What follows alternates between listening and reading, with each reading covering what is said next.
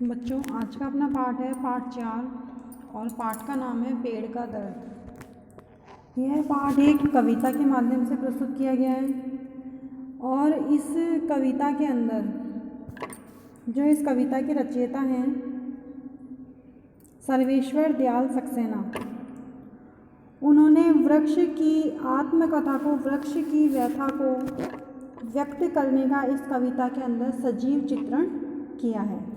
मतलब कविता को पढ़कर के ऐसा लगता है कि जैसे हमें सचमुच में ऐसी प्रतीति हो रही है। तो इस कविता को प्रस्तुत करने का माध्यम केवल इतना है कि लोगों को वृक्षारोपण के प्रति जागरूक करना और वनों के कटाव को रोकना। जो वनों से वृक्ष जो कटते जा रहे हैं, लोग अपने उद्योगों के लिए, बड़ी बड़ी बिल्डिंग इमारतें बनाने के लिए वृक्षों का लगातार कटाव करते जा रहे हैं। वृक्षों के कटाव को रोकना और वृक्षारोपण को बढ़ावा देना इस कविता का उद्देश्य है कि जिस प्रकार मनुष्य को दर्द होता है उसी प्रकार वृक्ष को भी क्या होता है, दर्द होता है।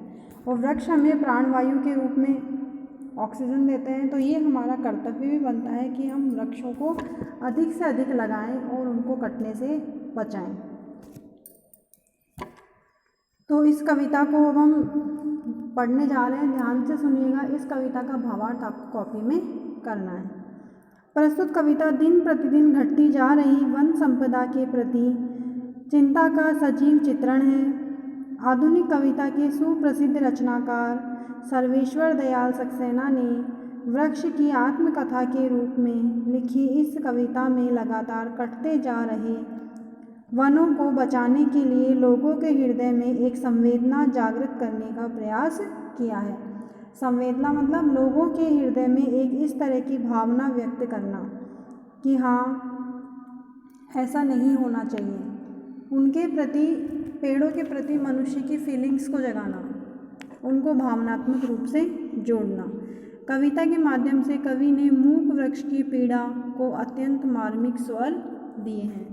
मूक मतलब जो बोल नहीं सकता, तो वृक्ष खुद तो बोल नहीं सकता, लेकिन कवि ने इस कविता के माध्यम से वृक्ष जो कहना चाह रहा है उसके मन की बात को इस कविता में बताया है।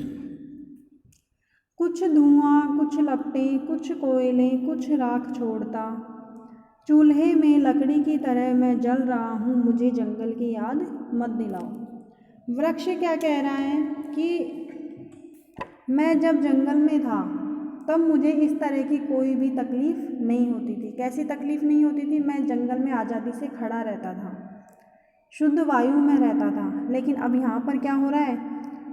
कुछ धुआं है, मतलब वृक्ष को काट करके वृक्ष की लकड़ियों को चूल्हे में झोंक दिया गया है उसको जलाने के लिए। तो वो वृक्ष अब क्या कर रहा है? कुछ तो धुआं छोड़ रहा है। वृक्षों को जलने से, लकड़ियों से क्या हो रहा है? धुआं निकल रहा है, उससे आग निकल रही है, लपटें निकल रही हैं और बाद में उसका क्या बन जाएगा? कोयला बन जाएगा। और फिर कोयले से बाद में क्या बनेगा? उसकी राख बन जाएगी। कि मेरी तुमने क्या गति कर दी है कि मैं आज, जो मैं जंगल में आज़ादी से खड़ा रहता था, चैन की सांस लेता था, शुद्ध वायु में खड़ा रहता था, उसमें से आज तुमने धुआं निकाल दिया, तुमने उसमें आग लगा दी है और तुम मेरे कोयले बना करके अब अंत में तुम मेरा बिल्कुल अंत कर दोगे, मुझे राख बना दोगे।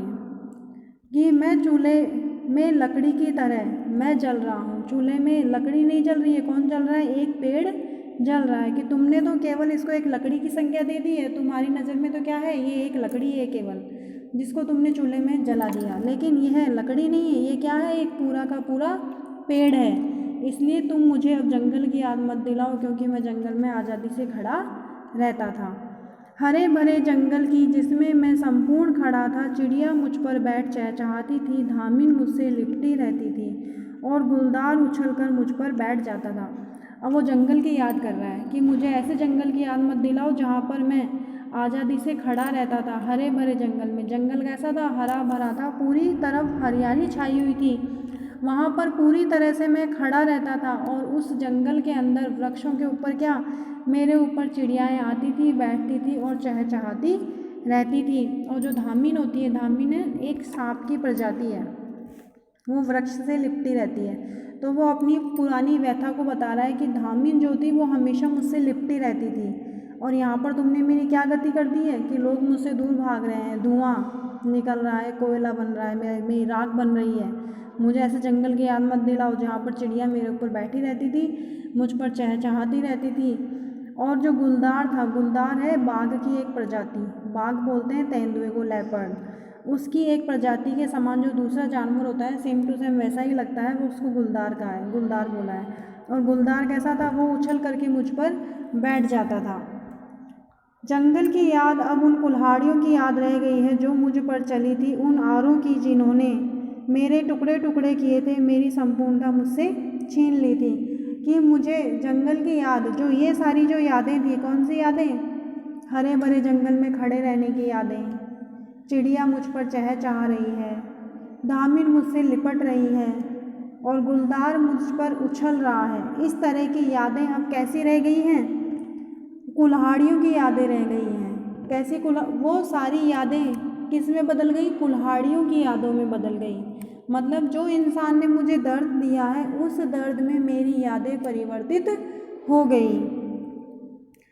कैसी कुल्हाड़ी की यादें, जो मुझ पर चली थी, मतलब जिनसे मेरा सर्वनाश किया गया था, मुझे नष्ट किया गया था। उन आरों की जिन्होंने मेरे टुकड़े टुकड़े किए थे, आरों की मतलब धारों की, जो आरी होती है जिससे पेड़ों को रेत रेत कर काटा जाता है, कि उस आरी ने मेरे टुकड़े टुकड़े कर दिए थे और मेरी संपूर्णता को मुझसे छीन लिया था। संपूर्णता, वृक्ष की संपूर्णता किससे होती है,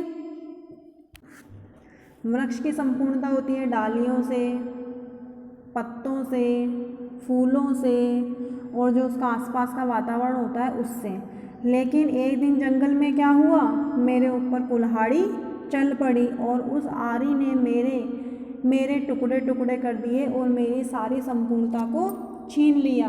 तो अब मेरी जो अच्छी अच्छी यादें थी वो बुरी यादों में बदल चुकी हैं। तो मुझे ऐसे जंगल की याद मत दिलाओ। लकड़ी की तरह, चूल्हे में लकड़ी की तरह अब मैं जल रहा हूँ, बिना यह जाने कि जो हांडी चढ़ी है उसकी खुदबुद झूठी है या उससे किसी का पेट भरेगा, आत्मा तृप्त होगी। क्या कह रहा है ये, कि चूल्हे में लकड़ी की तरह अब मैं जल रहा हूँ, कि तुम्हारी नज़र में तो चूल्हे में क्या तुम क्या जला रहे हो, केवल एक लकड़ी जला रहे हो, लेकिन यह केवल एक लकड़ी नहीं है, ये क्या है, पूरा का पूरा पेड़ है।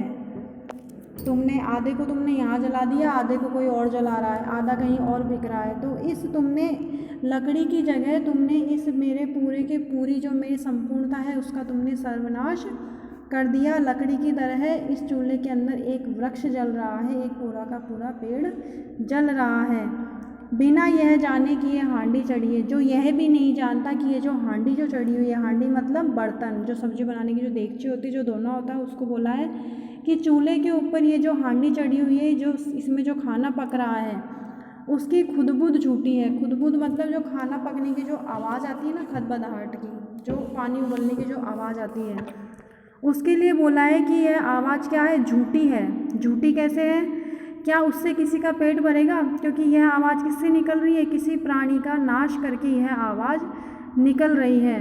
तो यह आवाज़ भी क्या है, झूठी है। क्या इससे किसी का पेट भरेगा या इससे किसी की आत्मा तृप्त होगी, आत्मा तृप्त होगी मतलब इससे किसी के जीवन को संतुष्टि नहीं मिलेगी, क्योंकि मेरी बद्दुआ इस खाने के अंदर मिली हुई है। पेड़ क्या दे रहा है, मनुष्य को बद्दुआ दे रहा है। बिना यह जाने कि जो चेहरे मेरे सामने हैं वो मेरी आँच से तमतमा रहे हैं या गुस्से से वे मुझे उठाकर चल पड़ेंगे, कि मैं यह भी नहीं जानता कि जो चेहरे मेरे सामने हैं जिन्होंने मुझे जला दिया है, जलाने वाले जो इंसान हैं जो मेरे चूल्हे के आग के पास बैठे हैं, उनके जो चेहरे हैं वो मेरी आग से तमतमा रहे हैं, यानी कि तमतमाना यानी परेशान होना, कि उनको मेरी आग के ऊपर गुस्सा आ रहा है या गुस्से में वे मुझे उठाकर चल पड़ेंगे, कि वो यहीं पर ही तमतमा के यहीं पर शांति से बैठ जाएंगे या मुझे गुस्से में उठा करके मुझे चल पड़ेंगे कि इससे तो बहुत ज़्यादा धुआं निकल रहा है, चलो इसको लकड़ी को कहीं और दूर फेंक देते हैं, कि मैं तो यह भी नहीं जानता कि इससे आगे मेरी क्या दुर्गति होगी, या मुझ पर पानी डालकर सो जाएंगे, या फिर जब मेरे यहाँ से जब धुआं बहुत ज़्यादा निकलने लगेगा तो ये लोग क्या करेंगे, अंत में मेरे ऊपर पानी डाल देंगे, मुझे बुझा देंगे और अंत में खुद क्या करेंगे, सो जाएंगे आराम से। जंगल की याद मुझे मत दिलाओ, मुझे उस जंगल की याद मत दिलाओ, क्योंकि उस जंगल में मेरा जीवन बहुत सुखमय था, मैं बहुत सुख से जी रहा था और अब मेरी दशा खराब हो चुकी है। एक एक चिंगारी झड़ती पत्तियां हैं, इस चूल्हे में जो लकड़ी है उससे जो एक एक चिंगारी निकल रही है, जो एक एक जो अंगारा निकल रहा है, वह क्या है?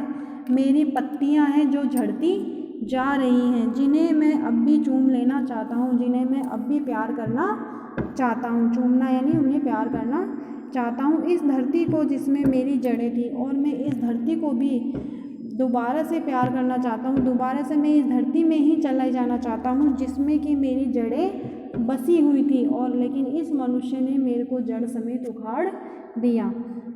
तो इस पाठ के अंदर पेड़ की व्यथा का मार्मिक चित्रण किया गया है कि उस जंगल की मुझे याद मत दिलाओ। आगे आता है कवि परिचय। कवि परिचय आपको ध्यान से पढ़ना है, याद करना है।